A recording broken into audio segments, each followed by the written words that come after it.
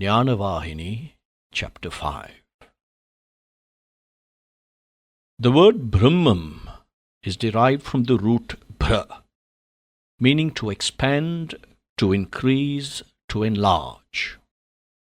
Brahat means big, enlarge, gross, high. Purusha has its root pri, meaning to fill, to complete. Pur means a town full of inhabitants, that is to say, the body in a figurative manner of speaking. He who completes or is immanent in, or who fills it, is the Purusha. The word Atma has as its root ap, meaning to acquire, to earn, to conquer, to overcome. He who knows the Atma can earn all knowledge, has acquired everything, has earned the knowledge of everything because the Atma is omnipresent. He is then fixed in Sat Chit Ananda, that is, in the embodiment of Brahman. Sat is the essence of Shantam or equanimity.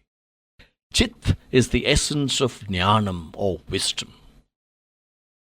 These and Ananda or bliss together form the Swarupa of Brahman or the embodiment of Brahman. The Taittiriya Upanishad has declared, through Ananda all this is born. Through Ananda all this is living. In Ananda alone all this is merged. In Ananda all this rests. Like the category Brahman, the category Antaratma also is possessed of the same attributes. It is also Ananda born, Ananda full, and Ananda merged. The more the Jnana, the more the awareness of the Ananda. The Jnani has joy or Ananda as his right hand, helpful in all emergencies, and always willing and able to come to his rescue. Bhuma means limitless. The Chandogya Upanishad declares that Ananda inheres only in the Bhuma, the eternal, the Brahman. Again, another word used by Jnanis to describe their experience of Brahman is Jyoti Swarupa, meaning whose nature is splendor, glory, or effulgence, who is illumination itself. 10 million suns cannot equal the splendor of the Paramatma. The word Shanti Swarupa indicates that it is Shanti itself. In Shruti texts like Ayam Atma Shanto, etc., it is proclaimed that Paramatma is Prashanti itself. This is the reason why Paramatma is characterized as eternally pure, eternally intelligent, eternally liberated, eternally illumined, eternally content, eternally conscious, etc. It is wisdom itself, and so it is the embodiment of all teaching. It is not attached to anything, and so it is ever free. When the Brahman is tasted, that very moment all hunger ceases, all desires come to an end, and so it grants contentment. Vijnana is the name given to the actual experience of Brahman. It is a special type of jnana, unlike the common fund of information got from the study of books. The net result of the study of any branch of learning, the fruit of all that study, is also sometimes referred to as Vijnana. The unique jnana of the Brahman is known by a variety of names, like jnana, vijnana, prajnana or supreme wisdom, chit or full knowledge, chaitanya, etc. Chaitanya means pure consciousness. Its opposite is the unconscious or the jada, the inert. The Atma Jnana makes everything conscious, active. Brahman is eternally conscious, Nitya Chaitanya. A jnani will feel that the Atma immanent in every one is his own Atma. He will be happy that he is himself all this.